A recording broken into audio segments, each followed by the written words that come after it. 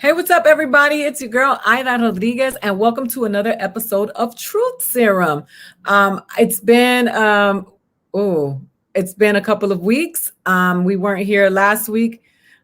I was in Austin performing with Dave Chappelle, who everybody knows now has tested positive for COVID. I'm COVID negative. So for those of you who've been reaching out and asking, thank you for checking. Some of y'all just nosy and want to know, but I'm good. I'm excited to be back with two people who I absolutely adore, my sister and my brother. And we are going to have the honest truth serum conversation about what this week means, because in our communities, ain't a damn thing changed. So we can have all the parties. We celebrate it. Brooke, Thomas, and Tim Black in the house. What's going on? Hey, how you doing? What's going on? I'm doing well. How you doing? Excellent. Good. So I'm glad to be here. I know it's been a while because you guys, both of you have been doing your thing, and it makes me happy because we need as many outlets speaking truth to the establishment. I refuse to call that foolishness power. And I just think that it is so important that we have as many voices speaking the progressive talking points. So I'm just, I'm glad that you're off doing your own thing, but I'm glad that you're able to be here today with me. I just wanted to kick it off, with both of you, asking you how you feel about how this week went down, and the transfer of power from Donald Trump to Joe Biden, because we really believe that the president is in power. But there's that. So I'll start with you, Brooke, and then of course Tim is going to light the house on fire because that's what he does. So I have to admit, I do feel some sort of relief. Yeah. And not because everything is perfect, but it just seems like the work that needs to be done, and there's a lot of work that needs to be done, but it seems realistic. And It wasn't realistic before. And I do like the fact that at least for the next, 2 years, hopefully 4 years, hopefully 8 years, DACA kids will stay for a second. I can't ignore that. You know what I mean? And the president is not, at least in public, going to call Africa a shithole.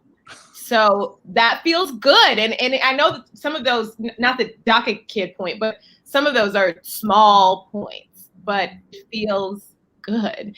And I just want to point out that it was not in any way, shape, or form a peaceful transfer of power. And so I wish people would stop saying that. Yeah. Where was this peaceful? There was just a riot at the State House just 2 weeks ago. In what way was it? Because they turn the Capitol Hill into a military base. Then yes, the inauguration wasn't torn up, but every other aspect of this was not peaceful. The entire transition was a mess and could have very well affected our national security. Hopefully we don't have to find that out in, some tragic way, but nothing about this was peaceful. And, I wish people outside of this room would stop saying that.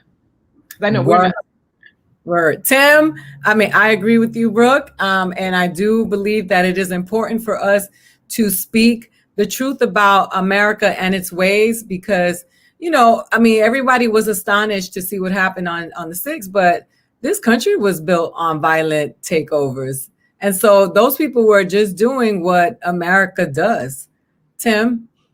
Yeah, I agree with Brooke. I think that a lot of people feel relieved, right? Okay, so Donald Trump, he wasn't the devil, but he was a good second place devil. Like, he was a good placeholder for the devil, and he was bad in a lot of ways. And in some ways, just looking at some of the things he was doing, the 1776 commission, trying to rewrite history and write our story out and write out what America did to indigenous people and black people, just horrible things Trump was doing, besides riling up, bigots and dragging out the people under the stairs and then, putting a battery pack in their backs and making them feel emboldened, to Karenize us. But, Biden coming into office, I agree. It's not a peaceful transfer, but hey, it's something. I mean, it's good that now we can have conversations that don't start with feeling like we're behind the 8 ball. You know what I mean? So for that, I'm cool with that. My big concern though, guys, is I don't want people thinking we got it sweet, because it ain't sweet. Joe Biden is, people think he's a nice guy. Well, a nice guy would want to give us health care, and he's already said he wouldn't give us health care. Like if we would some miraculously pass it through the House and Senate, he'd still veto it.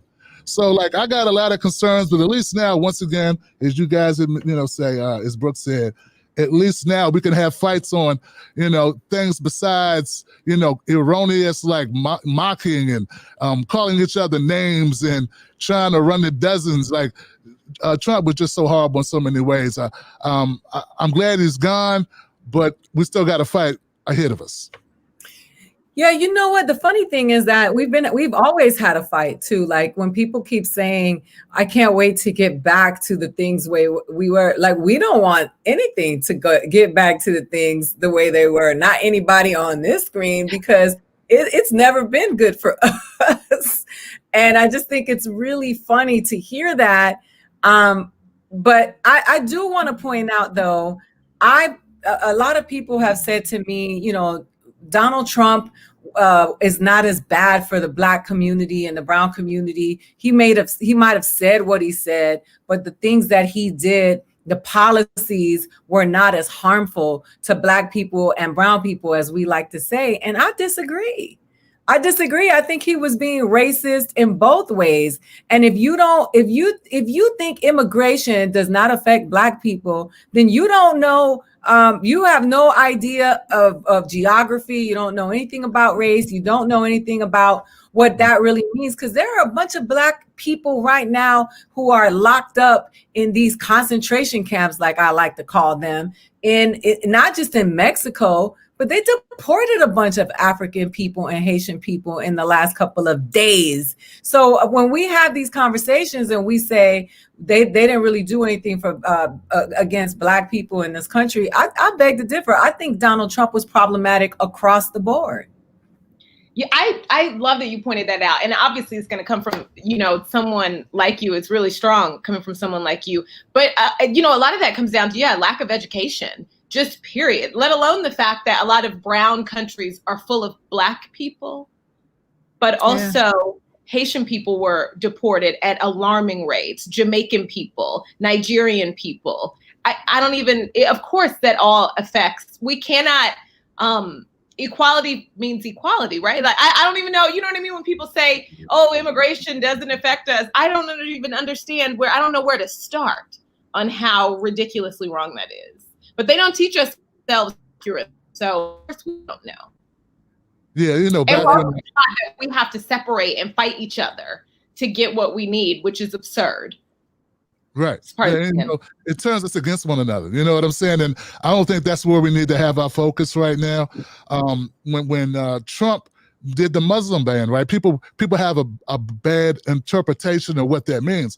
That's people from like Africa, that's people from countries in Africa too, Liberians as well. Like Trump, when he said shit on countries, he meant brown and Black people. Like it's not just brown people, Black people as well. So his rhetoric was charged, and people just had a false idea of who he was going after. But look, guys, there have been people, and I've heard them, and they said they're concerned about immigration, they're concerned about jobs and access. Hey, look, I'm not convinced that that has any real impact on Black people, because America's been screwing this over way before they started doing, before DACA. So it's not like, oh, well, we need to shut down immigration for Black people to get a fair shake. America's not giving us a fair shake either way. We need to fight the system, not fight each other. Let's form allyships with all of us, and let's take on the people that are really with their boots on our neck. And that's white supremacy, and that affects us all. Yeah, and you know what? I as a Latina person who does claim my Blackness and my African heritage, I will say this: there is truth to the way that some immigrants come into this country and they form businesses and they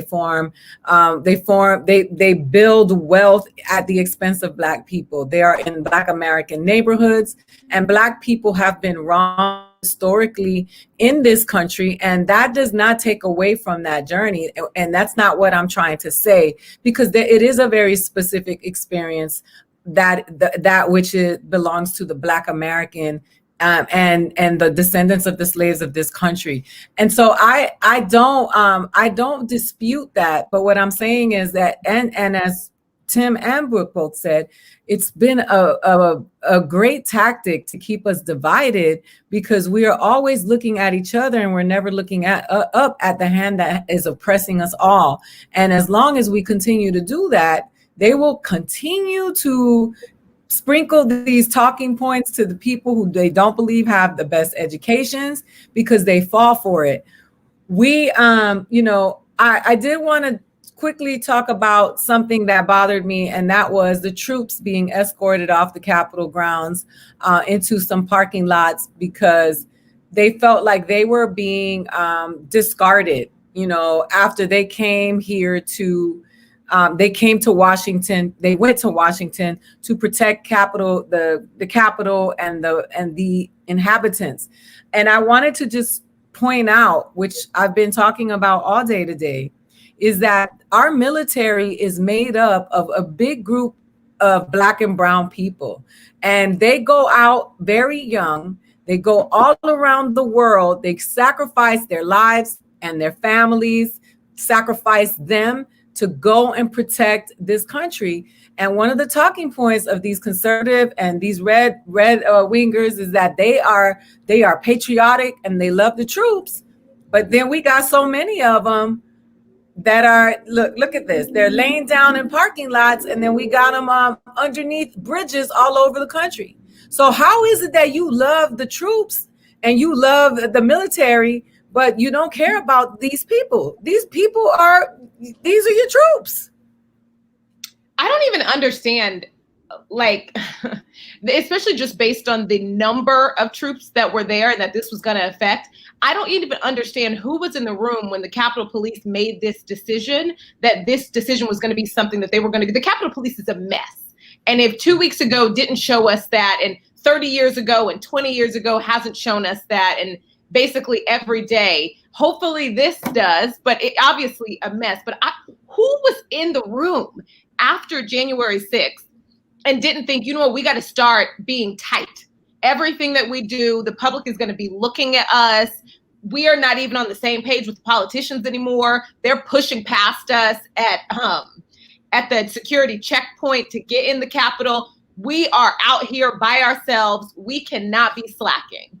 Who, knowing all of that, decided, yes, we are going to go and tell these troops that the thousands of them have to take their rest breaks in a parking lot, in a parking garage during a pandemic, shoulder to shoulder. We are going to make that decision, and we think that is a good look for us. Like, what? I don't even, nobody cares at this point, because I don't understand how there wasn't somebody in charge to say, yeah, guys, no, let's not do this. The Capitol Police, January 6th, what happened with the insurgents, the vanilla ISIS, that right there, I look at the Pentagon for that. Like, I blame the Pentagon. Of course, the Capitol Police has some burden, but they told these guys to stand down. There's no way you could tell me, man, I've lived in D.C. my entire life, right? And if you make a wrong turn going into like one of these designated areas, like Bucking a U or something, I've had guns pulled on me. Like, just going the wrong way. About 7 years ago, a Black woman who was having mental issues drove into the wrong street and hit a barrier, and they lit her car up and killed her. So the Capitol Police are I don't know what happened this time, other than the Pentagon said stand down. They didn't want to attract attention. I guess we're still trying to find out what that was. But the lack of security, I think that's a little higher. Now, the police chief of the Capitol Police, he resigned his position. So I don't know what clever people are left. If they got a sharp tool in the toolbox, who's left? Who decided that it looked good optically to put soldiers on parking lots, sleeping on concrete? Like, that's just a horrible idea. No, where's the PR? Like, who's running this? So that looked horrible as well. And I think to Ida's point about how they treat law enforcement or how they treat the military, it ain't like the military when the military is out bombing brown and black people, man. They really don't treat them well. We as a country, we don't treat them well. This is a country where we got veterans sleeping on the streets and we let them freeze on the concrete, but we'll pick their dogs up and take them to shelters. That's just who we are, and that's something we need to address. Yeah, I agree. Tim, people are making in the comment section talking about you yesterday when you talked about crying Karen. And so I wanted to shift quickly over to, because let's talk about it. People, for some reason, think that because Wednesday went smoothly, that what happened on January 6th is over. And that all of a sudden, this is a new America, and we take a big, deep, we can exhale because now we've gotten back to whatever they said we were before Donald Trump just really exposed America for how ugly she is. But these people, there are several groups of people who follow the right. And I always tell people, I don't lean left, I don't lean right, I lean forward towards progress. That's what I believe in, because I don't subscribe to any political party like it's my favorite athletic team. So when we talk about these people, there are the people who are right wing, they're powerful, they want to maintain power and privilege, they feel entitled to it, and that's what they were voting for. They could care less about Donald Trump, they care about corporations, they care about dollars. Then there are the crazies who are within the political party, like this woman who's trying to impeach Joe Biden, who was doing push-ups on Twitter. Combat Karen is what I called her. And then there's the other group. There's this other group of people who belong to a cult and really thought that Donald Trump was going to come and save them. And you saw this woman crying all over social media, saying, this is our America, this is our country, because they really feel like this is their country. And I just wanted to hear your thoughts on these people, because they are still here, and it's a lot of them, 74 million of them. 74 million of these people. You're absolutely right. It's a lot of them. And I always tell people, I say, look, there's a difference between a Trump voter and a Trump supporter and a Trump fanatic. So Trump voters are people, some of them who just, they were like, I can't stand Hillary, I can't vote for her. For whatever reason. Some of it was based in reality. Some of it was based in paranoia. But, Hillary had a long track record. So there were people that just said, hell, I'm going to go with Trump. Okay, so those are Trump voters. Now, we got this Trump supporter. That's a person who, for whatever reason, thought it was cool that Trump talked about bringing jobs back. They felt let down by Obama bailing out the banks, or they felt bad about people getting their houses foreclosed on. They just wanted to try something new. They were like, well, you know what? I'm going to go with Trump because maybe he knows how to put money in my pocket. He's a guy. And they were fooled by the idea this guy's rich, he's a billionaire, maybe he'll be good at economics, okay? And so that's what, those are Trump supporters. And then we got the third group. These are the nutsos. These are the fanatics. These are the morons. These are the mental midgets. These are the people like crying Karen who think that Donald Trump is going to save them, and he's going to come here, and he came from God, and God sent Donald Trump to put the ship right, and this is my country. The country they stole from the indigenous people.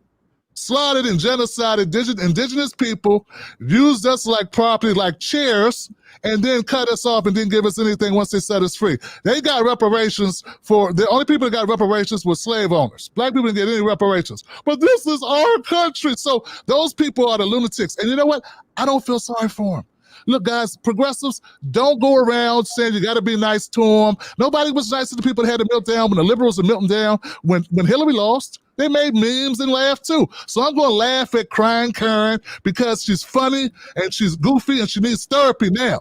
Of course she needs medical attention. Of course she needs health care.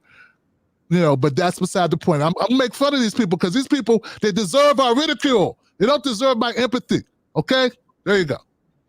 Can I say that I agree with you that those three different groups all have some differences? The reason that none of that matters to me and they're all the same to me is because for every single one of those people that you just described, all three of the groups, for every single one of those people, the racism wasn't important enough for them to get away from that team.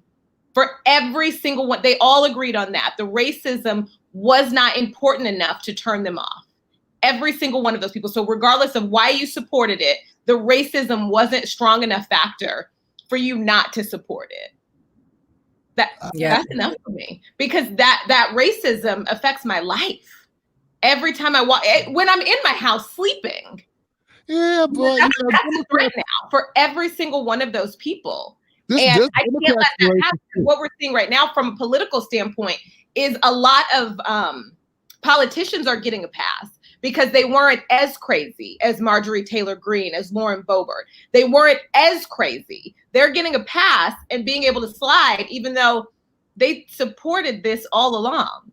And they voted with this all along. And they too, even though they didn't say the outwardly crazy things, even though they didn't try to take a gun onto the House floor, even though they didn't object to out loud, they didn't get a chance to because of the riots that day, they all played a part in what we saw. They all played a part, and they all stood silently as the president of the United States pushed a movement that tried to disenfranchise Black voters. All of them. But the only pushback I have on that is that some of these people watch Fox News. And if you watch Fox News, you never really heard, they were making excuses for Trump from day one. I mean, for 5 years, they've been saying Trump's really a good guy. Look, he was with Chris Tucker. Look, he was with, Mike Tyson. He was a good guy, So a lot of people watch Fox were some of them, not all of them, some of them were delusional. They just thought that, well, he had Black friends, so there's no way he could be a bigot, So there are some people that, never watched the program that put Trump in the proper light.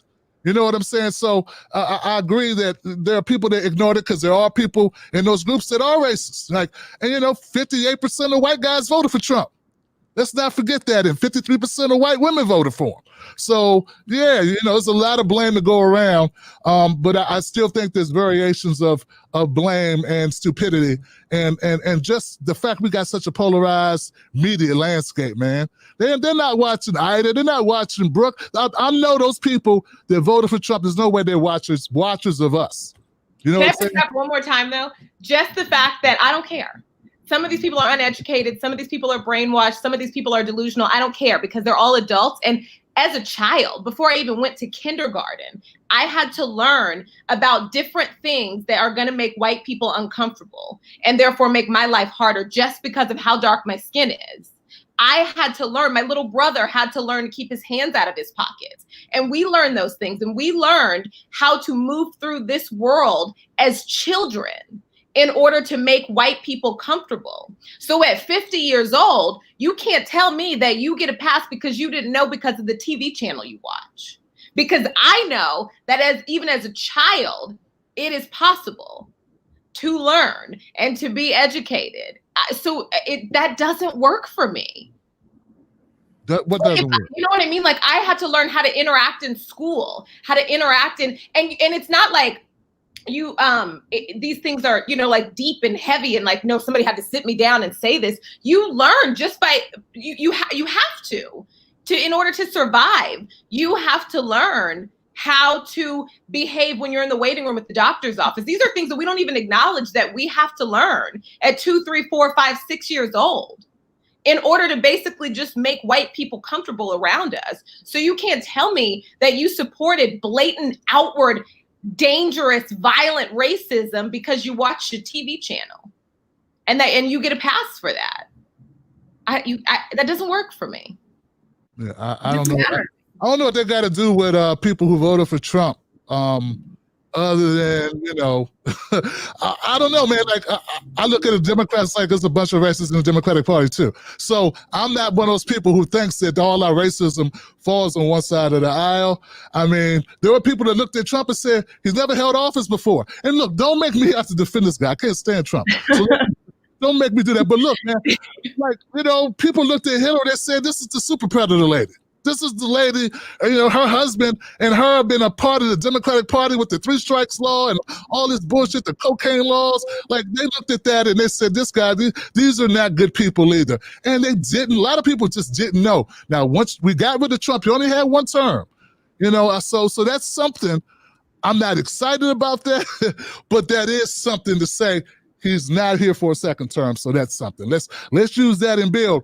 But I'm not ready to sing a party or hold a party for Joe Biden just yet. We'll see what he does, man. Let's see him make up for his 3 strikes law. Let's see him make up for being the architect of mass incarceration. Let's see what he's going to do. And I'm waiting to see if he's going to make amends, not just say nice things. Because look, you can say nice things and still screw us over. Democrats have a way of making us feel good and then building us over. That ain't cool. So, yeah. So let's talk about that, because the thing, one of the things that, one of the criticisms that I get is that, you can't win for losing. You talk about the Republicans, but now you're complaining about the Democrats. Where I don't belong to, I am not here for a political party. I'm here for the people. And these parties are filled with public servants who are employed by our tax dollars, and we should be able to hold them accountable, even if they do look like us. And I think Kamala becoming the first woman vice president, Black woman vice president, person of color vice president, South Asian vice president, Caribbean vice president, all of the things, that's a beautiful thing. And in itself, it is a form of activism, because what it does is it shows little girls and little boys who look like her and us that we too can aspire to great things and become those things. And at the same time, we can still hold her accountable and all people in office accountable. What we're not going to do is hold her to a higher moral standard than anybody else, because we like to do that with Black and brown people, and white liberal people love to do that. And that is what I don't stand for. You can hold AOC accountable, Ilhan, Rashida, Ayana, Corey, you can hold Jamal, you can hold everyone accountable, and I'm with that. What you're not going to do is impose the expectation that Black and brown people have to operate to a higher moral standard than all the rest of the motherfuckers in government who've been there forever, operating corruptly since we got here. And that's the thing that I have a problem with. And that is why people come at me saying, so we can't hold AOC accountable. Yes, but your racism, because you're liberal and you think that because you're liberal that you are on our team, and don't realize your own racism because you are still operating from the authority when it comes to people of color. And I got a problem with that. So let's talk about that, because I'm so tired of this fanaticism when it comes to these politicians and these political parties. These are public servants that are supposed to be providing us with a service. They get paid great. They got the best health care. Their children go to the best schools. And what's happening to us? We're dying in numbers of COVID because we got to do these essential jobs because we don't have the health care that they have. Mm-hmm. So I would love to hear from both of you. Well, Brooke, you want me to go or you want to go? Yeah, go for it, Tim. Yeah, I want people to, I've seen some things too, Ida, to Ida's point, man. People that are criticizing Kamala Harris yesterday, I'm not with that. Look, guys, I got a lot of criticism for Kamala's record over the years, and I've done that, and I will continue to be critical of her. But here's the thing, guys. You got to have some how can I say this? If you don't have the ability to know that to some people, Kamala Harris represents something there. This is a monumental historical moment. You got to have an EQ, there you go, an emotional awareness to realize that this is symbolic of a step that's major. And if you can't decipher that, you can't figure that out, why some women are very proud. There are some women that were crying yesterday or crying when they got sworn in, emotional for them. Some little girls are looking, going, wow, this means something for me. This may change my life. Look what I can do. These are important symbolic gestures. Now, we can talk about her record and we can do all that stuff, but we got time to do that. But for right now, let these women enjoy this moment And don't be so quick to, to jump in with negative talk. If you're progressive, you should be able to understand, have some type of EQ. I think some people have explicit bias, some people have an implicit bias. Implicit bias, but they don't even know that part of the reason why they're so pissed off is that they got some misogyny, or they got some feelings, some negative feelings about Black people. So look, you gotta look at it for what it is, accept that this is a monumental moment. And if you can't do that, I got a question, just how progressive you are. We'll have time to be critical. Be critical a little bit later. Take a breath. We got time. Grow up. Just a little bit. Just a little bit. Yeah. White progressivism, needs a reckoning. It has long needed one. I mean, for some reason, there are a lot of people who feel like they can't possibly be anti-Black because they care about climate change. And tell them, boo. I've long struggled with that. When y'all tried to tell me that me and white supremacist Joe Rogan can stand together under the same tent. I don't know, because it's big, right? And maybe I shouldn't call him white supremacist, but somebody who has said outwardly racist things very recently. So them showing their tails on Wednesday was nothing new to me. Yeah, I feel you. I'm sorry, Ida. I feel Brooke on that. I mean, I've worked with a lot of these white progressives, and they need some issues. They need some sensitivity training. Some of them really do. Just because you want Medicare for all doesn't mean I'm going to overlook that that you're racist. Doesn't mean that you can't have blind spots, and a lot of you do. So I think it's important that they take a step back and allow some of us people, to guide them. To be willing to shut up and realize that, you may not know it or not. You could be unconsciously possessing some of these things.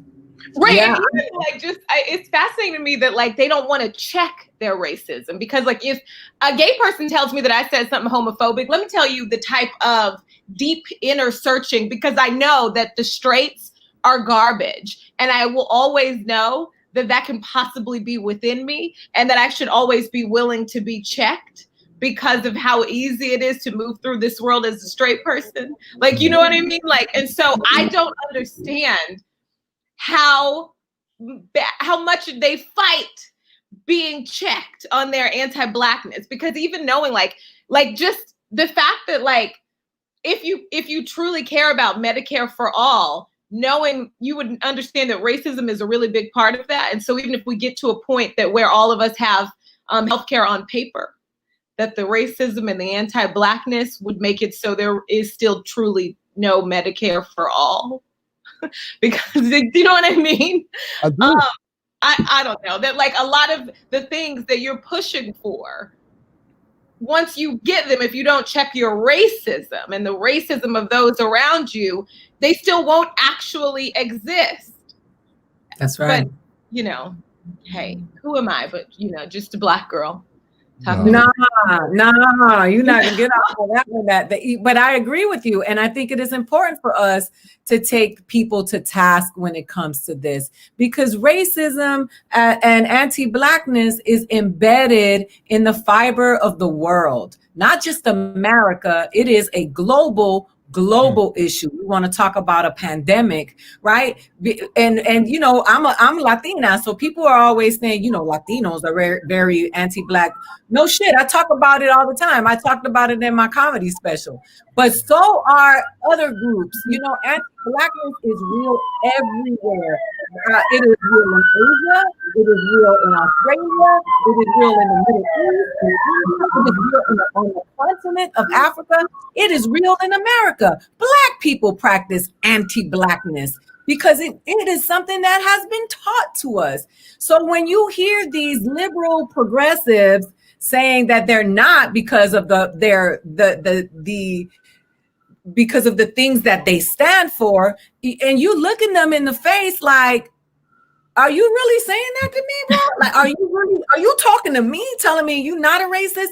When I know good and well that yes, Obama had problems as a president, just like every other president. But when I hear some of these white guys who hate Obama, I know that their psyche has been cracked a little because a black man reached some heights that he couldn't possibly believe a black man could reach. And that, my friend, is racism. And if you don't understand that that's anti-black, and listen, they hide under the banner that it's because of the cause, right? We really care about Medicare for all. We really.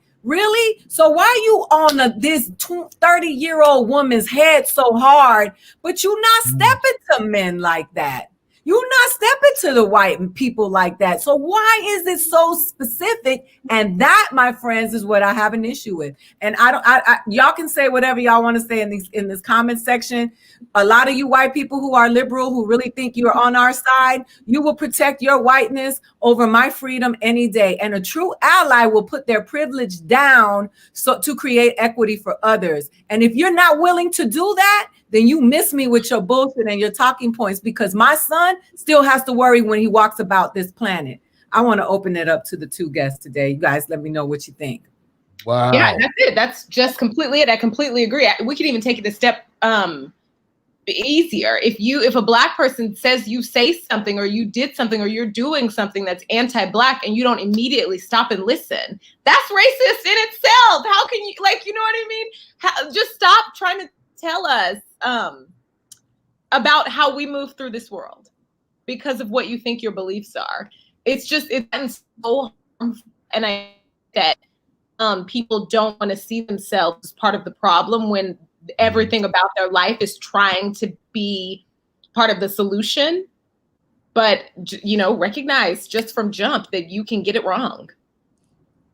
Yeah. And I think we touched on something, and we said they don't want to be counted as the people that they don't want to accept blame. Like, nobody wants to be called a bigot or a racist or you know, that they need work done on themselves. Like, nobody wants to admit that, you know, but you have to admit that you're not perfect. And if it is, I'm gonna say if it's implicit, you don't know that you need to work on this. Look, man, if a woman tells me she feels uncomfortable, it's not up to me to decide if she's right or wrong, right? If she says I'm uncomfortable, I'm supposed to say, okay, let me correct myself. Let me find out more information. What am I doing that's making you uncomfortable? You know, what's happening is we're saying, the three of us are saying, hey, we've experienced this in the progressive movement. It's not cool. It feels bigoted. It feels racist. And people are going, no, that can't be. No, that's impossible. No, that's not right. You're wrong. And see, that doesn't make sense to me. That means you're not really an ally. And I shut all that shit down because I say, yo, do you support reparations? And that proves right there. That proves to me right there whether you're a true ally or not. If you start talking about, well, I don't know if we're going to be able to pass it, and I don't know if we can get enough people to go along. Dude, we've been talking about Medicare for all in this country, universal health care for over 100 years. I'm not sure we'll ever be able to get universal health care or Medicare for all here at all. But I'm willing to fight for it because it's the right thing. That's the same attitude you should take for reparations and a black agenda. There's no reason that America should have black people who've been in the country 400 years should only own 2% of the country's wealth. There's no way that makes sense. And if you think it does make sense, then you, sir, or ma'am, are a bigot. That's it. Because there's no way you can make that make sense in a legal, just, democratic country where there's equality. So there's not equality in this country. We're all jaded by it. We're all experienced white supremacy. We're all affected by it, no matter where you come from, no matter who you are. It's built into the DNA of the country. It's in the cake batter. If you got a piece of the cake, you got some of that in you, and we got to deal with it and address it. Yeah. So I like to address some of the comments, but someone said that my son probably has to be worried about getting killed by his own brother. And I do want to remind people, when you use that black on black crime talking point, that is one of the sprinkled on talking points of white supremacy. That does come from being racist. That comes from it comes from respectability politics, blaming people that are oppressed for their own oppression, Black on black crime is a direct effect of all of the injustices that have happened to Black people in this country. And it is an effect and not the cause. And to sit down and blame Black people for their own oppression and blame women for their own rapes comes from that low EQ that we talked about. You can miss me with that bullshit. Don't tell me anything about Black people killing each other in Chicago. Y'all don't give a damn about Black people, you pro-life people. You don't give a damn about them in Chicago. That just makes you comfortable in your apathy for Black people. Whenever you can point out that they are doing something wrong, it just enables your apathy. And I don't want to hear that, because if that's the case, all the white people that took on January 6th were just an example of the worst of you. And if we made a declaration about all of you based on those people, you'd be butthurt daily crying about that happening. So miss me with all of that. If you really want to understand why Black on Black crime exists, which is not even real, because y'all white people kill each other more than anything. So stop it with all of that. That's ignorant. And if you think that's a cool talking point, because a lot of people are using that, even Black and brown people say that shit, and you sound goofy when you say that damn shit. Anyway. No, I want to pick up on that too. It's stupid. It is so stupid. That's it. You just sound stupid. And people are intentionally saying that to be racist to some extent. People who think they're making a strong point, you're not, because people, yes, when it comes to civilian murder, you're more likely to be killed by someone who looks like you. That's all races, because one of the biggest factors is proximity. But when it comes to state-sanctioned murder, which civilians pay for, that's where the racism comes into play. Like, what? Yes, Black people are more likely to be killed by Black people when it comes to civilians. White people are more likely to be killed by white people because of proximity. That's not some big scientific, that's not something that you made up. It's just because Black people are more likely to live around Black people. White people are more likely to live around white people. And that is a racist. That's also an effect of an outcome, what's sort of looking for, of white supremacy in itself. So look at that. We can blame even Black people killing Black people on the white supremacists. If they wanted to make a true argument, we would not live around each other. I didn't mean to cut you off. Yeah, Brooke, if they wanted to make a measurement of that, they would be talking about Black cops and white cops. Are more Black cops killing Black people or more white cops killing Black people? Now we got a conversation. Maybe we could have that, maybe we could discuss that. But yeah, it's like there's different ways to die, and you get hit by a car, you could drown. There's a lot of horrible ways to die. But at the end of the day, when we're talking about state sanction, I think Aida was talking about state sanction, people that we pay who get a pension, right? Who gets free coffee and donuts, who get put on this pedestal, man. That's different. No one hired the baby or whoever he is, Jerome, to kill my son. No one hired the person in the gang, or no one hired someone to carjack you. Like, that's different. There's always going to be crime. And we can always directly link that back to poverty. We can always link that back to lack of opportunity. I've never met anybody, guys, who wanted to do crime who had a lot of options. Like, that's not how it works. People who live that lifestyle, they're like, well, this is all I got. And most of them don't expect to live long. Like I grew up with these guys. A lot of young people, a lot of my friends, we grew up in the crack era. We know that there was lack of opportunity. You could either go in the military or you could go on the block, and some of us were lucky enough that we had the right parents, we had the opportunity to go to school, and that was it. Those are the 3 tracks for the most part.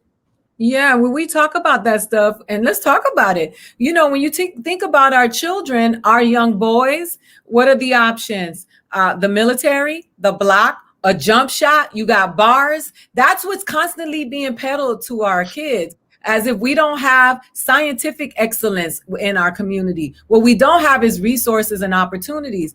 I saw someone in the comments saying, you can't tell me about black on black crime. I grew up in Detroit. We live in Liberty City in Miami. There is a Detroit all over the country. There are places where you can't go to get gas in the middle of the night all over the country. And that is not to minimize the crime in Detroit, but to blame black people for that crime, because those are the people you see in the headlines. It is ignorant. What I am saying is, and I am not disputing that we have high crime rates in low income neighborhoods. That is across the board. That is in Latino neighborhoods where there is a lack of resources and low income. White neighborhoods, it is the reality of poverty and lack of resources. They point at black people to do that in this country because they've had it in for black people since they stole them and brought them here. And we have to be we have to rise above this ignorance so that we can actually find solutions in our communities. I'm so upset about this because I hate when goofy ass people in these comments telling me, you don't know what I'm talking about. I went to a high school where 17 people got killed from the time I was in the 9th grade till the time I was in the 12th grade. And our school got shot up. Our school would get locked down. And my school was one of the better schools in my community. So don't tell me about the crack, because crack was in my refrigerator when I was growing up. I grew up between going from rehab to jail to visit relatives, the people, my parents and the people who were raising me. I grew up in the middle of a crime-infested riots because the cops were killing black people, and my high school burned in Miami. So don't tell me about bad neighborhoods that because you grew up in one. There are a lot of people who've had to grow up in those neighborhoods. And those of us who see everybody around us as human beings understand that there is no greater opponent, as Bruce Lee said, on the planet than a man that has nothing to lose. So please miss me with that. We're not going to demonize black and brown people for their poverty on this show. You can take that somewhere else because you don't know what you're talking about. And cut. Reading those comment sections, them people crazy, man. You know, they're gonna make you, make you come outside yourself. They ain't ready for it. I try not to read the comments, man. I just go with the flow, because there's always some people trolling. They just want to get a reaction out of you. They know damn well any country you go to anywhere in the world, where there's poverty, where there's lack of resources, there's gonna be crime. People got to live, man. So people are gonna do shit. That's just the world. Survival comes first, and if people don't feel like they have options, they're gonna do whatever it means, whatever they got to do. White people were doing it as well in the beginning of the turn of the century, in the 20th century. They were doing the same thing. We think the mafia was. We think the Irish were doing. We think the Italians were doing. They were fighting for resources, and they were operating outside the law. But what you do, you glorify that shit, though. You watch The Godfather, you watch, Once Upon a Time in America, you watch all the gangster movies, and you eat your popcorn and you're excited. But then when you see that, black people or Latino people in America who are going through similar struggles, you're programmed with that white supremacy bullshit, man. You really got to grow up and realize what's happening, what caused this. We know that the Great Migration happened in the United States. Most black people lived in the South. Then they lynched like 4,000 of us, and we all said, let's go to Detroit. And we went to Detroit. And when we got to Detroit, we thought there'd be jobs. Instead, all the white people left, and all the jobs left. They put us in tenements and ghettos in the cities and didn't give us opportunity and options. All the jobs, and all the white people kept moving away until all of them lived in the suburbs. I mean, do the math on it. Do the history on it. You'll find out that this has all been structured. This has all been strategic. This is why we are where we are. It didn't just happen. Every black people didn't just end up in New Jersey, New York, a few places in this country by accident. This was a plan. So I don't know, Brooke, Aida, we shouldn't let them, hijack our conversation, man.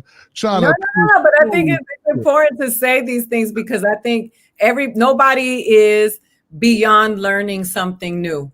And even if we say this 100 times, maybe one person will hear it.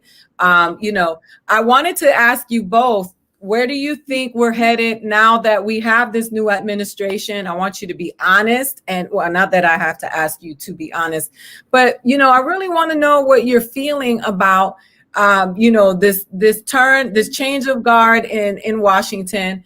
And Mitch McConnell has already said that Joe Biden is taking a wrong turn in his decision making. So we already see that the turtle has shown up. But I want to know what you each think. Where are we going?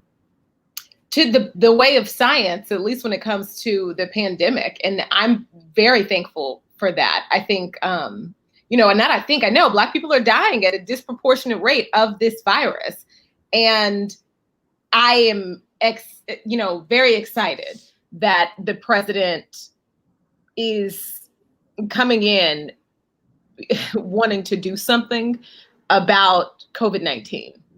And I think that's what we're dealing with right now.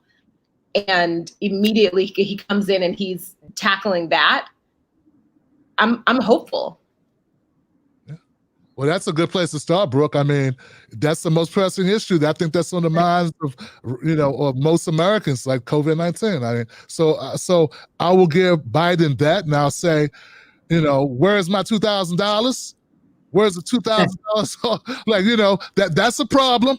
But beyond that, I'm gonna call balls and strikes. I'm not gonna just look for ways to knock down Joe Biden and to come after him. I'm going to see what he does, and I'm going to judge his actions and judge them fairly, and I'm going to be critical, but I'm also going to have the balls to say when he's right. And I'm going to respect that. I like the fact we joined back, we got back in the Paris Climate Accord. I agree with that. We need to do what we need to do to lower the carbon footprint. I agree that with some of the moves that he's making now, and the mask. I wish he could do a mask mandate. I mean, I think that I thought people had to wear a mask in federal buildings. I didn't even know you had to tell people that. So some things he's doing, I agree with, and let's just see where it goes. And I'm open to seeing and then judging, not the other way around. I do want to cancel $50,000 of student loan debt. I will sing his praises when it comes to COVID-19. I'm very excited about what he's doing there, about something that's not as pressing when it comes to our immediate health. Yeah, the student loan thing, it's weird to me. I don't even understand because, one, canceling $50,000 of student loan debt by executive order would stimulate the economy like nothing else that we've ever seen in my lifetime. Mm-hmm. And 10,000, and Congress is saying they support you in doing that. And because of what we all know about the interest rates on these loans, $10,000 is not going to do anything because people are going to just make that back up in interest within 3 to 4 years. So, and they're going to owe it again. If they owe, much more than that, which a lot of people do. And also Republicans are going to be mad at you if you cancel $5 in student loan debt. So why not just throw it all out there? You're going to get, pushback regardless. So why go small? Do it. Yeah, I mean, we know that working people, man, if they have money, they spend it. I mean, as opposed to people who are, the most wealthy people, they put their money in bank accounts offshore. So if a student and remember, students, we say student debt, we talk about people my age as well. Older people still got student debt. I know there's people, retiring still with student debt. The Obamas paid theirs off when they were in office. And how old was he at that point? That's when Michelle and Barack paid their student loans off finally. True. Yeah. So that affects us all, and with, people are going to put that money back into the economy. Give us a UBI, and this is going to federal jobs guarantee. I support those types of policies, and I hope we can push Joe Biden to do that. Yeah, and the minimum wage. I mean, that's the no-brainer, right? That's the easy one. The minimum wage, a decent living wage for every American. If you are pro-life, then what's up with the pro-life activities, right? That's what I want to know. I want to know if you're so pro-life because you marching for this, march for us when we're here. Dallas just pulled back a plan that prioritized vaccines for communities of color after Texas state officials threatened to pull vaccine doses. and this is the bullshit that I'm talking about, that we are continuously pawns in the game, and that people want to know why we are angry and why we're frustrated. And these are the reasons that we live enraged. And anybody who questions that makes me want to just holler, because it is a constant game when it comes to our people. Yeah, Brooke talked about it earlier. She was saying how just because people have medical coverage doesn't mean the doctors treat us fairly. Black women, for some reason, doctors don't believe them when they say they're in pain, don't want to write them prescriptions because they think they're going to go sell it. So like, there's so much discrimination in our health insurance and in other industries. I just had a great writer on my show, Sean Rochester from the Black Tax, and we examined all of these areas, from buying homes to financing rates, to buying the cars and trade-ins and buying property, all these ways that Black people and brown people pay so much more money, Black people in particular, in his particular book. So we have levels of inequality that go across the board. And to Texas, I don't know what the hell. I saw that article as well, Ida. That's a clear example of what we've been talking about here. How can you say, oh, we want to help the poorest among us to make sure that they get the medicine? And why would Texas not want that to happen? Poor people are the ones who are first line offenders. I thought we cared about our people on the front lines. Mm-hmm. What do you think? Who do you think those people are? Those are poor people. And that particularly would be Black and brown people. That's who's working those jobs. Those first responders we all talk about. So yeah, it's just hypocrisy, guys. Hypocrisy. Then something about that that's so frustrating to me is that we struggle with trusting science ourselves for a plethora of different reasons that aren't always our fault. But there's been a lot of conspiracy theories within our community when it comes to this vaccine and COVID-19, and a lot of people, saying publicly, like, we're not going to take it, we don't trust it, and being, very open about that and pushing that rhetoric. And then you've got other Black people who are watching us die, but feel like, bringing up, Tuskegee, which was the complete opposite, in that there was treatment and they didn't give it to them. And we shouldn't help the government do that to us again. And that's been my worry this whole time, that, guys, once you finally come around, just the old everyday normal racism is gonna, run its course, and you're helping it. And I understand some of the distrust, but yeah, exactly. That story is horrifying to me, because that is exactly what I thought. The Republican-led state is like, no. Black people are not going to skip the line. Even though we all agree that they're dying at a disproportionate rate, Black people are not going to skip the line. And so the conspiracy has been, we don't know if it works, and they want us to be the experiment. And look, lo and behold, we do know that it works, and Black people will not get to go first. Like, do you see what I'm saying? Like, that is so... and when we were talking about Medicare for all and healthcare, there are already lots of laws against racism on the books. You are not allowed to discriminate legally against Black people when it comes to hiring. But we all know that Lakeisha's resume gets thrown in the trash a lot more often than even Brooke's. Like, you know what I mean? Because people don't know. And then because of the way it sounds, we already know racism, it just affects everything. And here we are with the vaccine that works, and immediately you see something like that.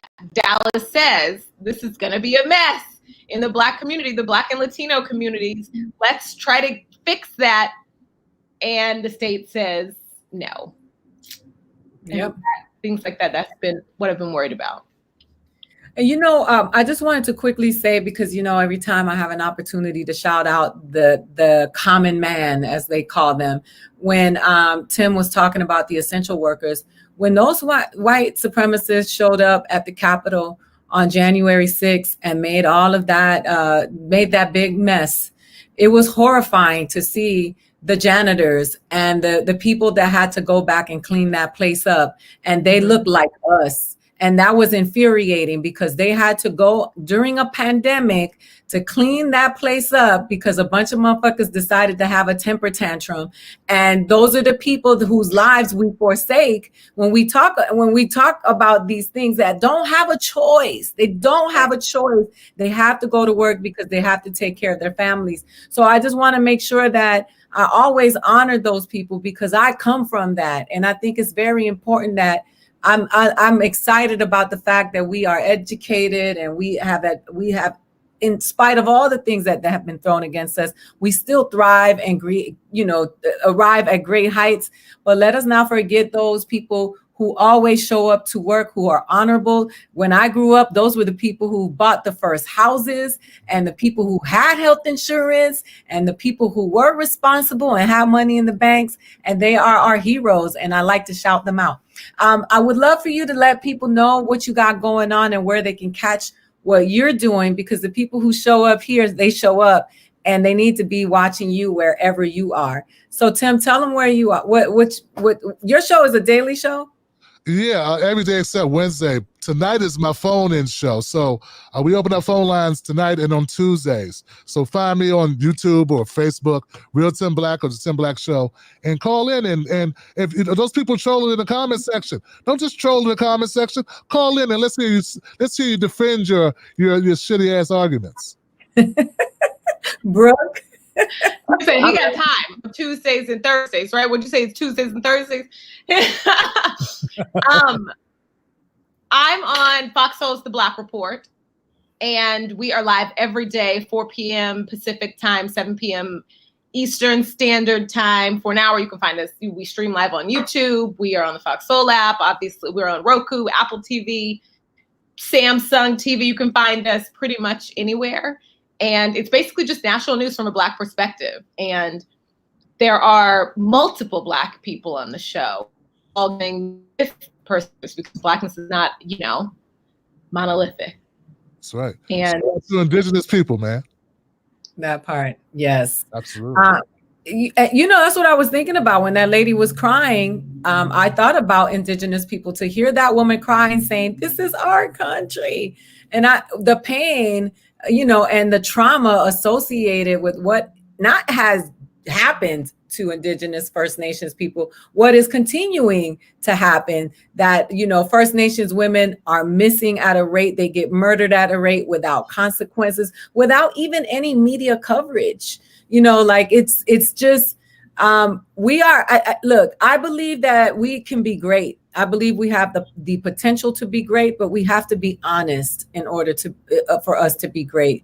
And so in order for us to move forward and really, really move forward, we cannot ignore the past, and we have to learn from it, And I just think that a lot of people want us to develop amnesia while they're still, trying to give it to us with no Vaseline. And we're not here for that anymore. We are done with that. What we are looking forward to is real talk, so that we can have real action and real progress. I want to thank you, Tim. I want to thank you, Brooke. First of all, I want y'all to come back, because when we are together, we make magic, and I'm excited about that. No better way to come back from a week off than to come back with you two. So this is fun for me. I mean that. I want to thank everybody who shows up, even the trolls, because you make us look good. You keep them numbers up for us. Keep showing up. Keep telling us your points. And I respect everyone's opinion. And I do, as I said on the Young Turks the other day, I mean it. I respect your views. So long as your views are not rooted in my oppression, we're good. If they are, later for you. Thank you for showing up. I'll see you next week. Wait, before you go, can I just answer some of the comments and say Fox Soul is free? It's Fox Soul Black Report. That's what I said I was doing now. Is there an app? No, it's an app. There is an app, but you stream us at 4:00 today in 3 hours. I'm headed to work right now in less than 3 hours on the Fox Soul YouTube page too. So it's just pop over. And Tim, they can call you today. What's the number? Oh, 319-527-6212.